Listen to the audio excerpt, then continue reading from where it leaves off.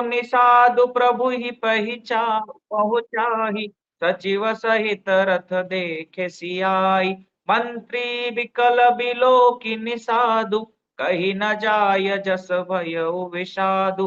राम राम सिया लखन पुकारी, परे धरनी तल व्याकुल भारी। देखी दखिन दिशि हयहि नाही, जनु बिनु पंख बिहग अकुलाही। नहीं तृण चरई न पियहि जलु, मोचहि लोचन बारी। व्याकुल भये निषाद सब, रघुबर बाजि निहारी। सियावर रामचंद्र भज जय शरणम। जय सिया राम जय जय सिया राम, जय सिया राम जय जय सिया राम। जोग वही प्रभु सिय लखनहि कैसे, पलक बिलोचन गोलक जैसे। प्रभु श्री रामचंद्र जी सीता जी और लक्ष्मण जी की कैसी संभाल रखते हैं, जैसे पल के नेत्रों के गोलक की संभाल रखते हैं, ऐसे ही रामचंद्र जी और सीता जी की लक्ष्मण जी सेवा करते हैं। इधर लक्ष्मण जी सीता जी और रामचंद्र जी की ऐसी सेवा करते हैं जैसे अज्ञानी मनुष्य शरीर की करते हैं। जैसे अज्ञानी मनुष्य शरीर की सेवा करते हैं, ऐसे ही लक्ष्मण जी जो है सीता जी और रामचंद्र जी की सेवा करते हैं। पक्षी पशु देवता और तपस्वियों के हितकारी प्रभु इस प्रकार सुखपूर्व वन में निवास कर रहे हैं। तुलसीदास जी कहते हैं, मैंने रामचंद्र जी का सुंदर वन गमन कहा, अब जिस तरह सुमंत्र अयोध्या में आए वह कथा सुनिए। बोले यहाँ तक गोस्वामी तुलसीदास जी कह रहे हैं ये तो भगवान के वन गमन की कथा है। अब अयोध्या में क्या चल रहा है, जब सुमंत्र पुनः अयोध्या गए तो वहां की क्या स्थिति है उसके बारे में वो वर्णन कर रहे हैं। प्रभु श्री रामचंद्र जी को पहुंचाकर जब निषाद राज लौटा, तब आकर उसने रथ को मंत्री सुमंत्र सहित देखा। मंत्री को व्याकुल देखकर निषाद जी को ऐसा दुख हुआ वह कहा नहीं जा सकता। रामचंद्र जी को पहुंचाकर जब निषाद राज जी लौटे, तब उन्होंने आकर के देखा कि रथ मंत्री सुमंत्र जो है वहीं पर है। और जब सुमंत्र जी को व्याकुल देखा तो निषाद राज जी को बहुत दुख हो गया हुआ, वो कहा नहीं जा सकता। निषाद राज जी को अकेला आया देख करके सुमंत्र हा राम, हा राम, हा सीते, हा लक्ष्मण ये पुकारते हुए बहुत व्याकुल होकर धरती पर गिर पड़े।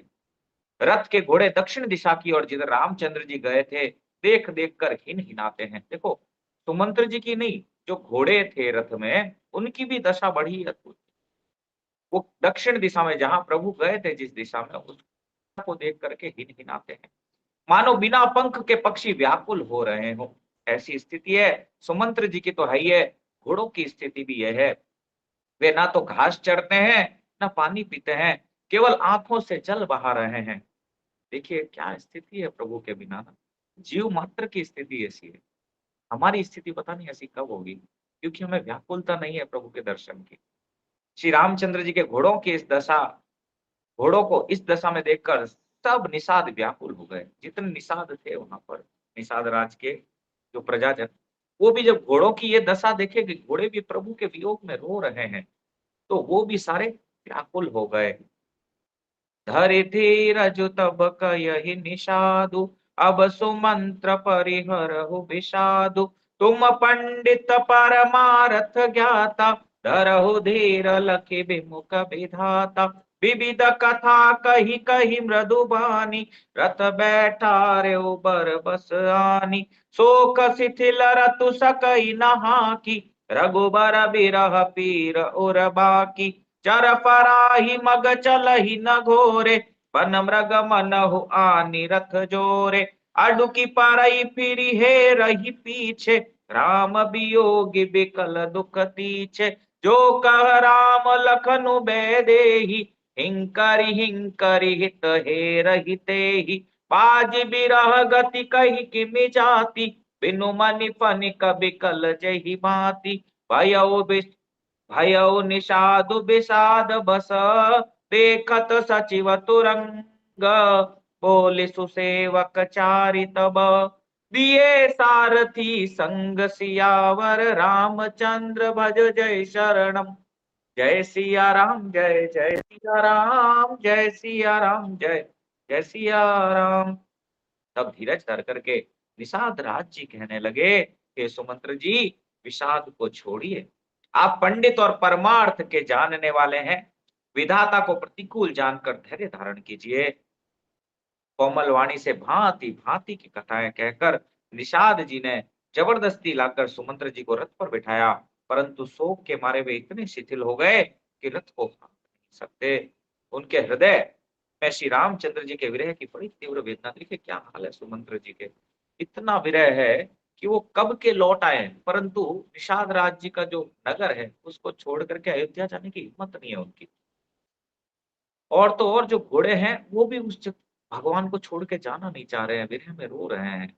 अब सुमंत्र जी की ऐसी दशा जब निषाद राज जी ने देखी तो वे भांति भांति की कथाएं सुना करके और उनको सांत्वना देने लगे और बताए कि देखो आप तो परमार्थ को जानने वाले हैं। जबरदस्ती उन्होंने, ठीक है, उनको रथ पर बिठाया, परंतु वे रथ पर बैठ तो गए उनके बिठाने से, परंतु इतने अश्रु टपक रहे थे उनकी आंखों से कि वे रथ को हाँक नहीं सकते। और उनके हृदय में राम जी के विरह की बड़ी तीव्र वेदना है। घोड़े तड़फड़ाते हैं और ठीक रास्ते पर नहीं चलते, मानो जंगली पशु लाकर रथ में जोत दिए गए हों। देखो घोड़े ट्रेंड घोड़े हैं, परंतु वे इतने वियोग में हैं कि आंखों से अश्रु बह रहे हैं घोड़ों के। तो वो ऐसे चल रहे हैं मानो कोई जंगली घोड़े हों, क्योंकि वियोग में है ना। सुमंत्री जी तो है, घोड़ों के भी यही हाल। श्री रामचंद्र जी के वियोग में घोड़े कभी ठोकर खाकर गिर पड़ते हैं, कभी घूमकर पीछे की ओर देखने लगते हैं। वे तीक्ष्ण दुख से व्याकुल हैं। घोड़े कभी ठोकर खाकर के गिरते हैं और कभी पीछे मुड़ करके देखते हैं कि अरे हमारे प्रभु वापस आ रहे हैं क्या। जो कोई राम, लक्ष्मण या जानकी जी का नाम लेता, घोड़े हिकर हिकर कर उसकी ओर प्यार से देखने लगते। अगर रास्ते में जो कोई राम, लक्ष्मण, जानकी जी का उच्चारण करता, नाम लेता उनका, तो घोड़े उनके सामने देखने लगते, प्यार से देखने लगते। घोड़ों की विरह दशा कैसे कही जा सकती है। वे ऐसे व्याकुल हैं जैसे मणि के बिना सांप व्याकुल होता है। बोले जो घोड़ों की विरह दशा है उसको कैसे कहा जा सकता है। इतने व्याकुल है वे अश्व, जैसे मणि के बिना सांप व्याकुल होता है, ऐसे ही प्रभु के बिना वे घोड़े व्याकुल हैं। मंत्री और घोड़ों की यह दशा देखकर निषाद राज विषाद के वश हो गए। जब उनकी यह दशा देखी तो निषाद राज ही विषाद में चले गए। तब उन्होंने अपने 4 उत्तम सेवक बुलाकर सारथी के साथ कर दिए। अपने उत्तम सेवक सारथी के साथ उनको भेजा। गुह सारथी फेरहु पहिचाई, बिरहु बिषादु बरनि नहीं जाई। चले अवध ले रथ ही निषादा, होय छनहि छन मगन विषादा। सोच सुमंत विकल दुख दीना, दिग जीवन रघुवीर बीना। रयहि न अंतहु अधम शरीरु, जसु न लयउ बिचरत रघुबीरु। भय अजस अग भाजन प्राण, कवन हेतु नहीं करत पयाना। अह मंद मनु अवसर चूका, अजहु न हृदय होत दुई टूका। मीजी हाथ सिर धुनि पछिताई, मनहु कृपन धन राशि गवाई। बिरद बादि बर बीरु कहाई, चले समर जनु सुभट पराई। विप्र विवेकी वेद विद, सम्मत साधु सुजाति। जिमि धोखे मदपान कर, सचिव सोचते ही भांति। सियावर रामचंद्र भज जय शरणम। जय सिया राम, जय जय सिया राम, जय सिया राम, जय जय सिया। देखिए भगवान के बिना भगवान के जन की क्या स्थिति हो जाती है। यहाँ पर निषाद राज जी सुमंत्र जी को पहुंचाकर विदा करके लौटा। उनके विरह और दुख का वर्णन नहीं किया जा सकता। वे चारों निषाद रथ लेकर अवध को चले। सुमंत्र और घोड़ों को देख देख कर वे क्षण क्षण विषाद में डूबे जाते हैं कि जिनको साथ में भेजा निषाद राज जी ने, वे भी घोड़ों और सुमंत्र जी की दशा को देख देख के बार बार अश्रु बहा रहे हैं। वे भी व्याकुल और दुख से दीन हुए सुमंत्र जी सोचते हैं कि रघुवीर जी के बिना जीने को धिक्कार है। आखिर ये अधम शरीर रहेगा तो है ही नहीं। अभी श्री रामचंद्र जी के बिछुड़ते ही छूटकर इसने यश क्यों नहीं ले लिया। सुमंत्र जी मन में विचार कर रहे, अरे ये अधम शरीर एक न एक दिन तो जाएगा ही। अरे इसने आज यश क्यों नहीं प्राप्त किया, आज प्राण छोड़ करके। अरे रघुवीर जी के विरह में ये छूट क्यों नहीं गया। अभी तक क्यों शरीर धारण किया हुआ है इस प्राण ने। ये प्राण अपयश और पाप के भांडे हो गए हैं। अब ये किस कारण कुछ नहीं करते, निकलते नहीं। हाय नीच मन, बड़ा अच्छा मौका चूक गया। अब भी तो हृदय के 2 टुकड़े नहीं हो रहे। बड़े विरह में है वो, और कह रहे रे मन, तू कितना दुष्ट है, इतने अच्छे मौके को चूक गया। अरे आज प्राण छोड़ देता तो यश की प्राप्ति होती। और यही कह रहे हैं कि ये प्राण अब अपयश और पाप के भांडे हो गए हैं, क्योंकि वो समाचार मुझे राजा दशरथ के आगे जाके कहना होगा जो मैं कह नहीं सकता। ऐसा वो मन में विचार कर रहे हैं। और ऐसा भी विचार कर रहे हैं कि हृदय के 2 टुकड़े क्यों नहीं हो जाते, क्यों मुझे पुनः लौट के अयोध्या जाना पड़ रहा है। अरे प्राण, तू निकल क्यों नहीं जाता? निकलेगा तो यश का प्राप्ति होगा तुझे, और नहीं जाएगा इस समय तो अपयश प्राप्त होगा। सुमंत्र हाथ मल मल कर, सिर पीट पीट कर पछताते हैं, मानो कोई कंजूस धन का खजाना खो बैठा हो। वे इस प्रकार चले मानो कोई बड़ा योद्धा वीर का बाना पहनकर और उत्तम सूरवीर कहलाकर युद्ध से भाग गया हो। जैसे कोई विवेकशील वेद का ज्ञाता, साधु सम्मत आचरणों वाला और उत्तम जाति का ब्राह्मण धोखे से मदिरा पी ले और पीछे पछतावे, उसी प्रकार सुमंत्र जी सोच कर रहे हैं, पछता रहे हैं कि प्राण निकले क्यों नहीं। जिमिकुले नतिय साधु सयानी, पति देवता कर्म मन बानी, रहे कर्म बस परिहरि नाहु, सचिव हृदय तिमि दारुन दाहु। लोचन लोचन सजल भीति भई थोरी, सुनई न श्रवण विकल मति भोरी। सुकही अधर लागी मुह लाटी, ज्यो न जाय उर अवधि कपाटी। विबरन भयउ न जाय निहारी, मारे सि मनहु पिता महतारी। हानि गलानि विपुल मन व्यापी, जमपुर पंथ सोच जिमि पापी। बचनु न आव हृदय पछिताई, अवध का हमें देख बजाई। राम सहित रथ देख ही जोई, सकुच ही मोहि बिलोकत सोई। धाय पोछि हई मोहि जब, बिकल नगर नर नारी। उतरो देव में सब ही तब, हृदय वज्र बैठारी। सियावर रामचंद्र भज जय चरणम। जय सिया राम, जय जय सिया राम, जय सिया राम, जय जय सिया राम। जिमि कुलीन तिय साधु सयानी, पति देवता कर्म मन बानी। जैसे किसी उत्तम कुल वाली, साधु स्वभाव की, समझदार और मन वचन कर्म से पति को ही देवता मानने वाली पतिव्रता स्त्री को भाग्यवश पति को छोड़कर रहना पड़े, उस समय उनके हृदय में जैसे भयानक संताप होता है, वैसे ही मंत्री सुमंत्र के हृदय में भी हो रहा है। कि जैसे एक पतिव्रता स्त्री है, उसका पति उसको छोड़ करके चला गया हो, जैसा संताप उस स्त्री को होता है, वैसा ही संताप सुमंत्र जी को होगा। क्यों ना हो भाई, वास्तव में जीव के पति तो एकमात्र प्रभु ही है, और कोई पति है नहीं। इसलिए मीराबाई बोली, मेरे तो गिरधर गोपाल दूसरो ना कोई, ऐसे वर को क्या वरु, जो जन्मे और मर जाए। वर वरिया गोपाल नो मर चूड़ो अमर हो जाए। वास्तव में जीव के पति तो एकमात्र श्री कृष्ण चंद्र ही है, श्री गौर चंद्र ही है। नरोत्तम दास ठाकुर भी बोले हैं, धन्य मोर नित्यानंद पति मोर गौर चंद्र, प्राण मोर युगल किशोर। वास्तव में पति तो जीव के एकमात्र कृष्ण चंद्र है, पर वो कब स्वीकार करे, यही वास्तव में बड़ा सोचनीय विषय है। हम सब जीव हैं, भगवान की शक्ति है। शक्ति हमेशा स्त्रीलिंग होती है, पर हम अपने आप को पुरुष मान करके बड़ा ही वो करते हैं, और ऐसे ही भटक रहे हैं जन्म जन्मांतर से।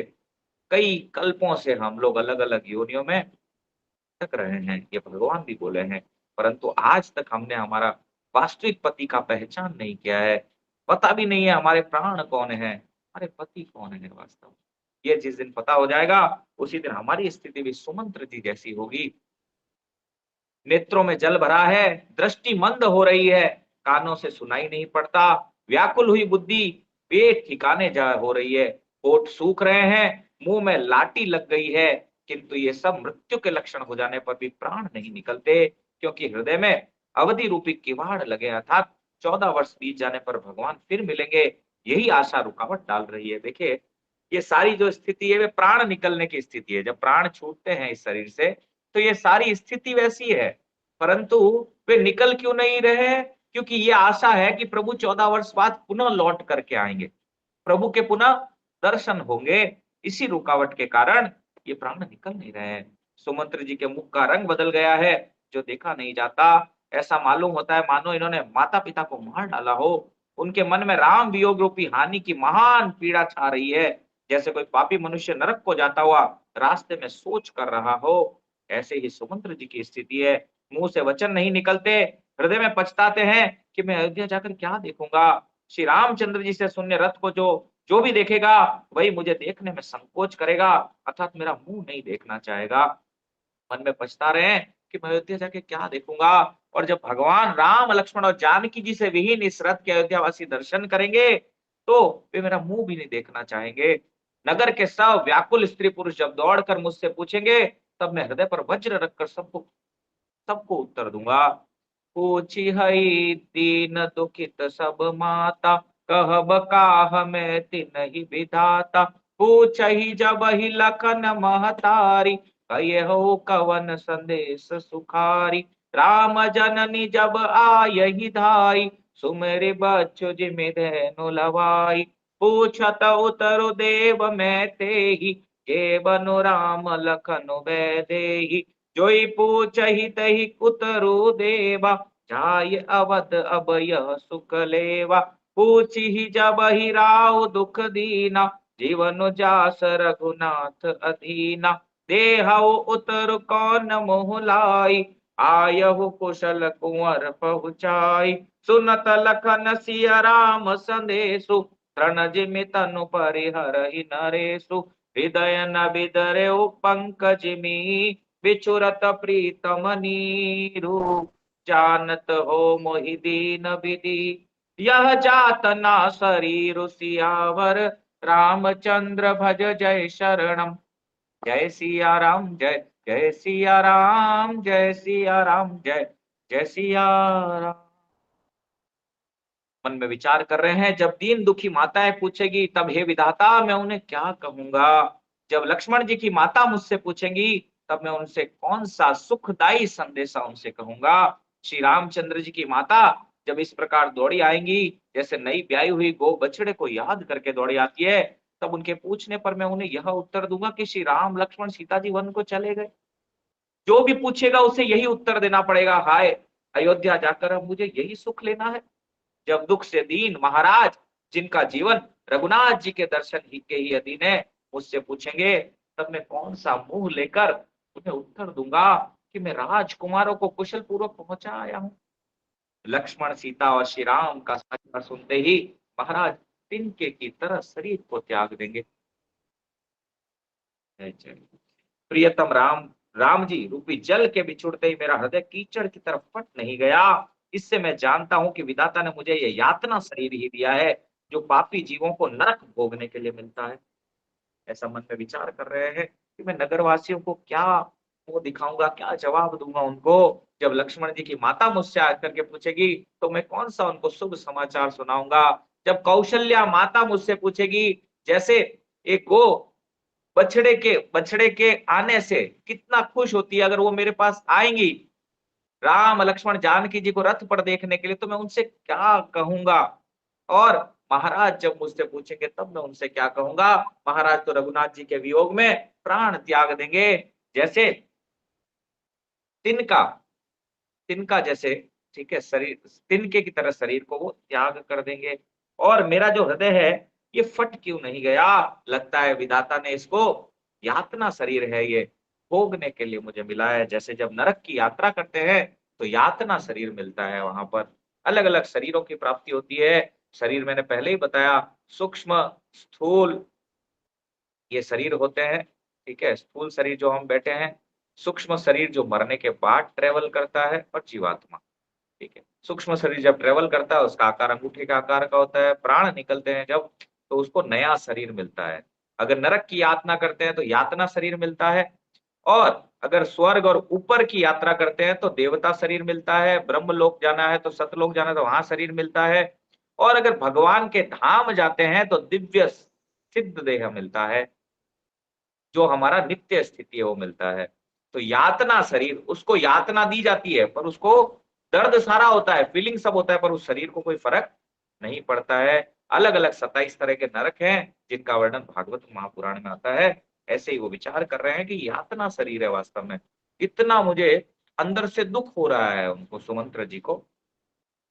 आगे कह रहे हैं, एहि विधि करत पंथ पछितावा, तमसा तीर तुरत रथुआवा, विदा किए करि विनय निषादा, फिरे पाय परि विकल विषादा, बैठत नगर सचिव सकुचाई, जनु मारे सिगुर बामन गाई, बैठी बिटप तर दिवसु गवावा, सांझ समय तब अवसर पावा, पव अवध प्रवेशु कीन अंधियारे, बैठ भवन रतु राखी दुआरे, जिन जिन समाचार सुनि पाए, भूप द्वार रथु देखन आए, रथु पहिचानी बिखल लखी घोरे, करहि गात जिमि आतप ओरे, नगर नारी नर व्याकुल कैसे, निघटत नीर मीन गन जैसे, सचिव आगमन सुनत सबो, विकल भयौर निवासु,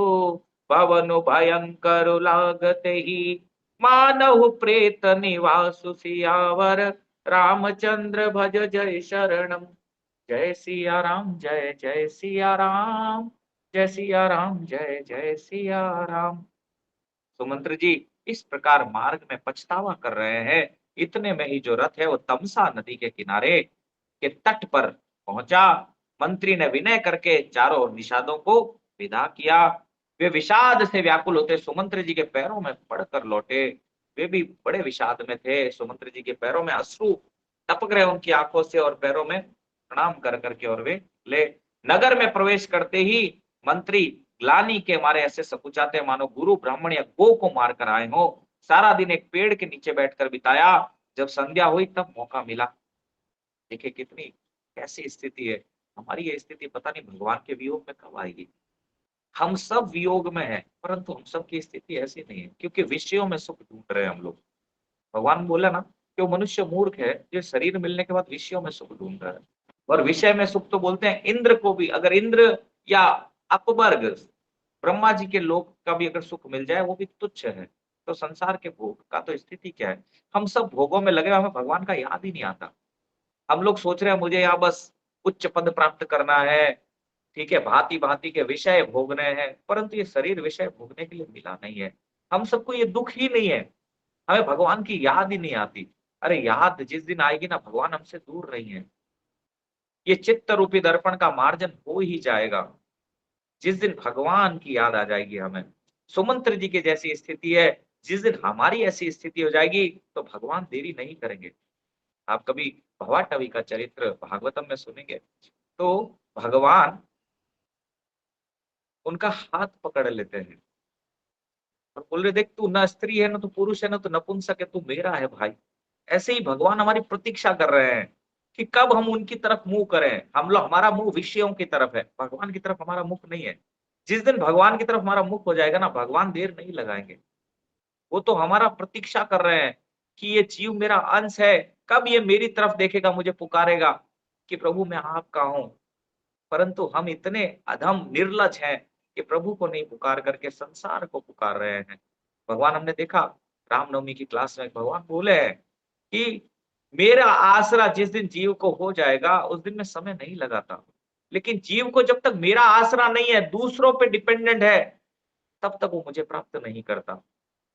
तो हम सबके जीवन में यही है। अभी तक हमारे जीवन में भगवान पे भरोसा नहीं है, भरोसा अभी भी दूसरों पर है। जब तक दूसरों पर भरोसा है तब तक भगवान नजर डाले हुए हैं कि कब ये मेरा भरोसा, केवल मेरे भरोसे पे मेरे मेरे पास आएगा। जब तक दूसरे का भरोसा है तब तक भगवान बहुत दूर है। तो ये स्थिति सुमंत्र जी की है। वास्तव में ये जीव की स्थिति है। भगवान के बिना वो कैसी व्याकुलता होनी चाहिए वो यहाँ पर दर्शाई गई है। अब आगे क्या कह रहे हैं, एक पेड़ के नीचे बैठ गए तमसा नदी के किनारे, क्योंकि हिम्मत नहीं हो रही है अंदर जाने की कि कैसे बताएंगे वे सबको। अंधेरा होने पर उन्होंने अयोध्या में प्रवेश किया। रथ को दरवाजे पर खड़ा करके चुपके से महल में घुसे। जिन जिन लोगों ने यह समाचार सुना वे सभी रथ को देखने को राजद्वार पर आए। रथ को पहचान कर, घोड़ों को व्याकुल देखकर उनके शरीर ऐसे गले जा रहे हैं, ऐसे क्षीण हो रहे हैं जैसे घाम में ओले क्षीण हो जाते हैं। नगर के स्त्री पुरुष कैसे व्याकुल हैं, जैसे जल के छट घटने पर मछलियां व्याकुल हो जाती है। देखिए अवधवासियों की स्थिति भी क्या है, क्यों प्रेम करते हैं भगवान उससे उतना, ठीक है। वृंदावनवासी, इसलिए भगवान बोले, उधो मोहे ब्रज बिसरत नाही, हे उधो मैं ब्रज को भूल नहीं पा रहा हूँ। ब्रजवासी न सो हरि की शोभा। वास्तव में हरि की शोभा इन धाम वासियों से ही है। कितना प्रेम करते हैं भगवान से ये ऐसे छटपटा रहे हैं जैसे जल कम होने से मछली छटपटाती है। ऐसे ही भगवान के वियोग में व्याकुल हैं ये सारे। हमारा तो पता नहीं ऐसा वियोग कब आएगा, लेकिन ये धामवासी, इसीलिए बोला जाता है कि धामवासियों को प्रणाम करना चाहिए। भगवान के संबंधी है ये, भगवान से प्रेम करते हैं, संबंध है इनका। हमारा अभी तक कोई संबंध बना ही नहीं है भगवान से। हमारा संबंध तो अभी तक संसार से बना हुआ है। पता नहीं कितने तरह के भांति-भांति के विचार करते हैं हम लोग, परंतु भगवान और भगवान के जन से हमारा कोई संबंध ही नहीं बना। अभी भी जाति, कुल, धर्म, समाज, पता नहीं किस-किस नाम से बटे हुए। मैं हिंदू हूँ, मैं इस जाति का हूँ, मैं फलाना हूँ, मैं यहाँ रहता हूँ, ये मेरा नगर है, ये मेरा घर है। अरे जब तक ये नहीं छूटेगा, तब तक प्रभु बहुत दूर है अभी हमसे। संबंध ही नहीं है हमारा भगवान से। पर वास्तव में ये धामवासी भगवान से कितना संबंध रखते हैं कि देखिए जब रथ वहां पर आया, तो देख करके व्याकुल है कि हमारे प्रभु इस रथ पर नहीं है। और मंत्री को जब अकेले आन सुनकर रनिवास भी व्याकुल हो गया, जहाँ रानियों के रहने की तरह वो भी व्याकुल हो गया। राजमहल में ऐसा लग रहा है मानो भयानक प्रेतों का निवास स्थान शमशान हो। यही कबीरदास जी बोले हैं कि जिस घर में भजन नहीं होता, जिस घर में एकादशी व्रत नहीं होता, जिस घर में मंगल आरती और संध्या आरती नहीं होती, वो घर शमशान के समान है। जिस घर में वैष्णव नहीं आते, वो घर शमशान के समान है। और शमशान में बताइए कौन रहते हैं? कौन रहते हैं शमशान में? भूत। हाँ, मुर्दे। मुर्दे। हाँ।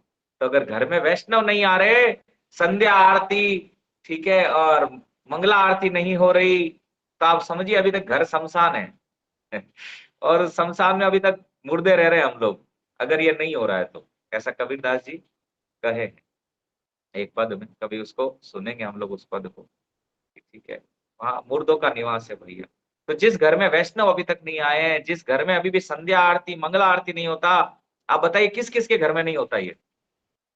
हाथ खड़ा कीजिए ईमानदारी से कि प्रभु जी अभी तक नहीं हो रहा है ये। अरे हाथ तो खड़ा कीजिए देव। हाथ ही खड़ा नहीं कर रहे हैं आप तो। मतलब आप सबका घर अभी तक शमशान नहीं है, मुर्दे। मैं तो भैया मुर्दा हूँ अभी तक, मेरा घर शमशान ही है अभी तक, क्योंकि वैष्णव रोज नहीं आ रहे। ठीक है, हाँ, विलास माता जी ईमानदारी से हाथ खड़ा किए, देखो।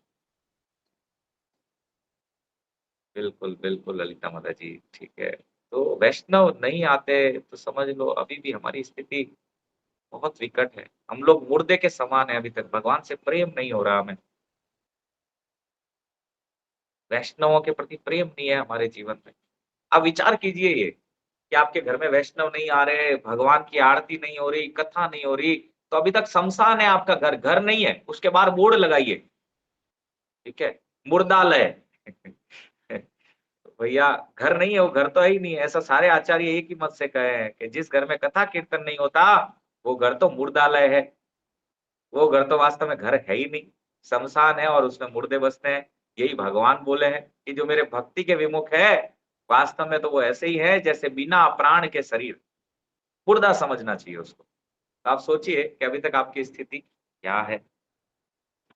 अति आरती सब पूछ ही रानी, उतरु नाव विकल भई बानी। सुनई न श्रवण नयन नहीं सोजा, कयहु कहान पुते ही कही बोजा। दासी नदी क सचिव बिकलाई, कौशल्या ग्रह गई लवाई। जाय सुमंत्र दीख कस राजा, अमिय रहित जनु चंद विराजा। आसन शयन विभूषण हीना, परे भूमि तल निपट मलिना। लेय उषा सुसोच एहि भांति, सुरपुर तेज नुख से जाति। लेत सोच भरी छिनु छिनु छाती, जनु जरि पंख पर संपाति। राम राम कह राम सनेही, पुनि कह राम लखन बैदेही।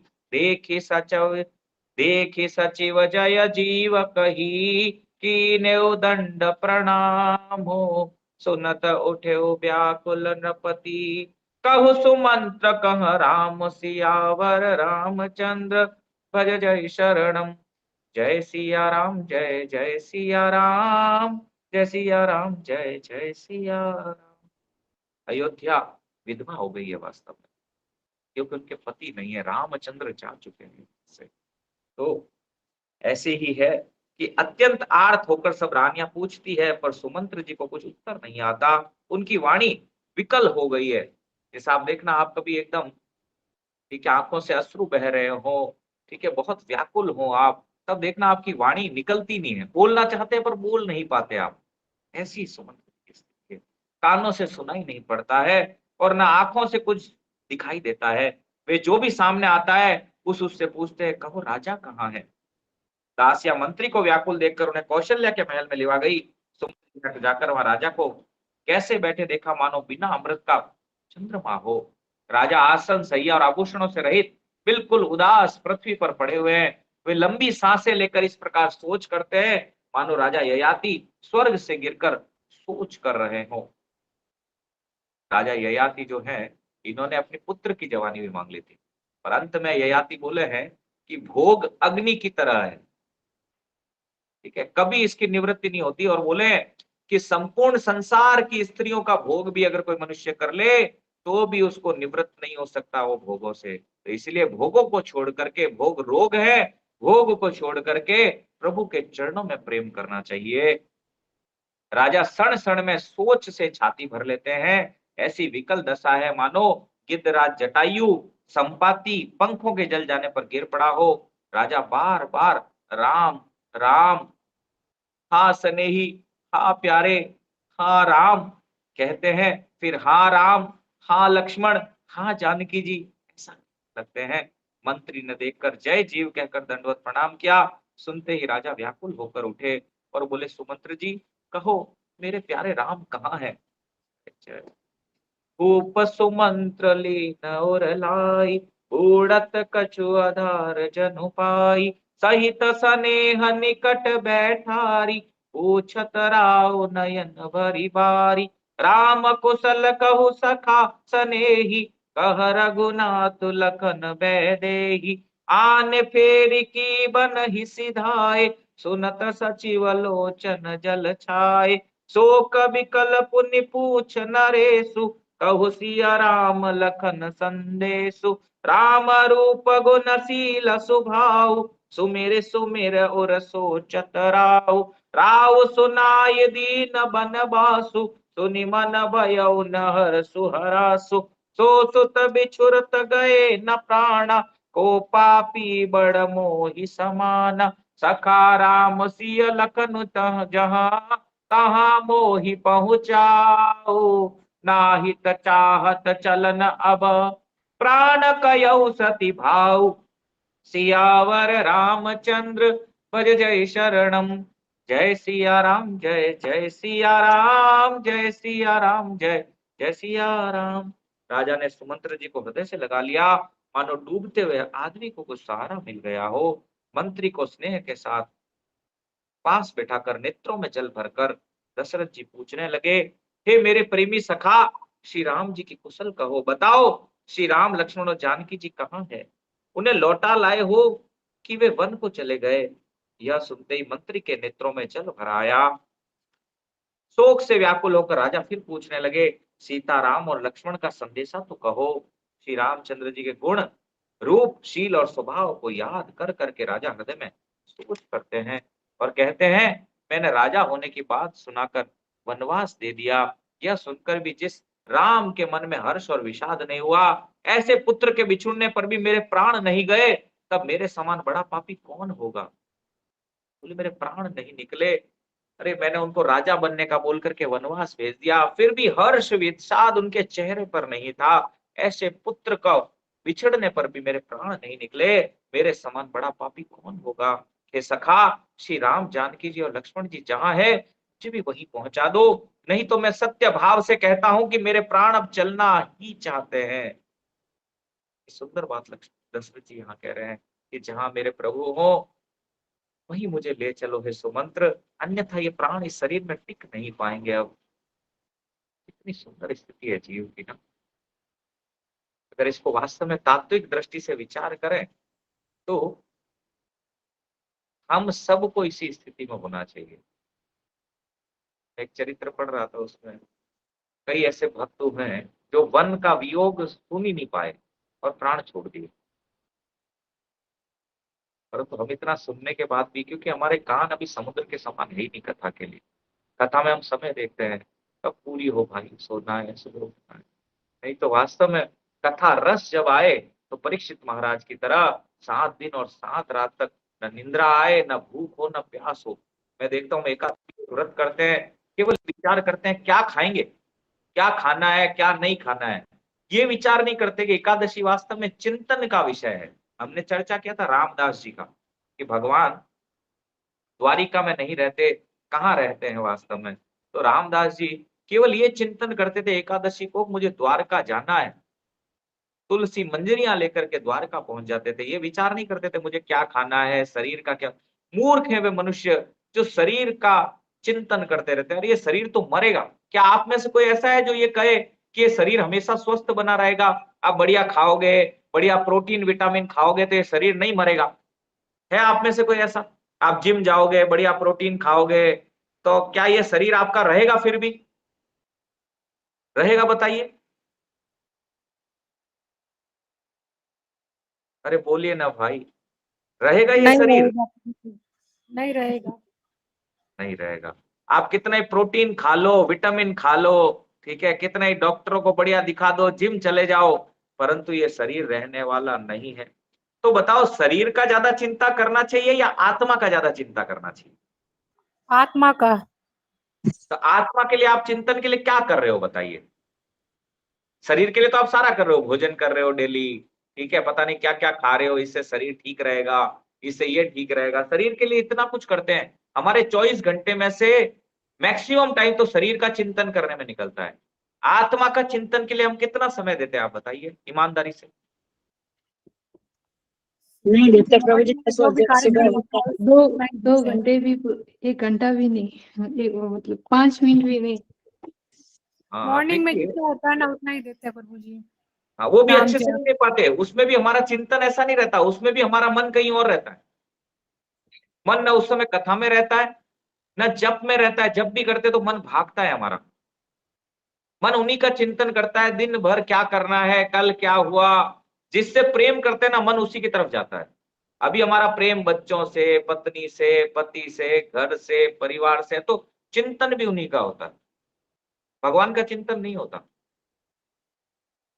क्यों नहीं होता? क्योंकि हम प्रेम ही नहीं करते भगवान से। हम अभी भी प्रेम घर परिवार संबंधी जो मरने वाले हैं उनसे प्रेम करते हैं। संबंधी ऐसे लोगों से है हमारा जो मरने वाले हैं। जो मरने वाले नहीं, नित्य है, उनसे हमारा कोई संबंध नहीं है। बताइए, आपसे पहले किसी का परिवार, किसी की पत्नी, किसी का पति, किसी का माता पिता भाई बंधु परमानेंट यहाँ पे रह पाए परमानेंट यहाँ पे? हाँ या ना तो बोलिए भाई। प्रभु नहीं जी प्रभु नहीं। जी, कोई नहीं रहेगा बिल्कुल, परमानेंट। बिल्कुल नहीं। तो कोई नहीं रहा हम सब जानते हैं, कोई नहीं रहेगा हम जानते हैं, फिर भी हम किस में लगे हुए हैं बताइए? बटोरने में, प्रॉपर्टी बनाने में, धन बनाने में लगे हुए हैं पूरी तरह से। अगर हम सब इतना ज्यादा वास्तव में भगवान के सम्मुख होते तो अब छोड़ देते ना, अब न नशा हो, अब न नशानी, अब तक नष्ट किया भैया, अब नष्ट नहीं करूंगा। अब पता लग गया है, अब ज्ञान हो गया है कि वास्तव में राम जी का नाम ही सब सत्य है, बाकी सब तो गत्य है। अगर इतना सा विचार हमारे मन में आ जाए तो हम वास्तव में दुखी हो ही ना। संसार के जितने दुख है शरीर से संबंधित है। हम कहते हैं इसका शरीर काला है, ये गोरा है, ये स्किन डिजीज है, इसको कैंसर है। अरे ये सारे टेम्पररी है। सबको अलग अलग तरह का शरीर मिला है, ठीक है, और ये शरीर जाने वाला है। आप इसको सहेज कर नहीं रख पाओगे, कितना ही धन कमा लो तो भी ये शरीर टिकने वाला नहीं है। मैं यहाँ बंगाल में हूँ, मैक्सिमम लोग शरीर का चिंतन करते हैं, दिन भर खाने का। अभी मैं ठीक है एक लड़की से मिला, उसका शादी, बोले सर मेरे घर में दिन भर खाने का चिंतन होता है सर, सुबह शाम दिन रात सिर्फ खाना खाना खाना खाना खाना, बस शरीर को कैसे ठीक रखा जाए इसी पे चिंतन होता है। अरे भाई ये कोई चिंतन का विषय है? ये शरीर तो मरेगा एक दिन, जाएगा, रहना नहीं है। बड़े बड़े राजा, बड़े बड़े वीर इस धरती पर आए, परंतु किसी का शरीर नहीं रहा। भगवान बोले दो ही लोगों का कीर्ति रहता है, मेरा और मेरे भक्त का। इसके अलावा तीसरे व्यक्ति का कीर्ति इस संसार में रहता ही नहीं है। प्रहलाद महाराज, ध्रुव महाराज करोड़ों साल पहले हुए, आज भी उनकी कीर्ति है, परंतु कौन धनवान हुआ, कौन रूपवान हुआ, उनको कोई जानता भी नहीं है। आप कभी देखेंगे भर्तहरि महाराज श्रृंगार शतक और वैराग्य शतक लिखे, जानते हैं आप लोग भर्तहरि जी के बारे में? कितने लोग जानते हैं राजा भर्तहरि के बारे में?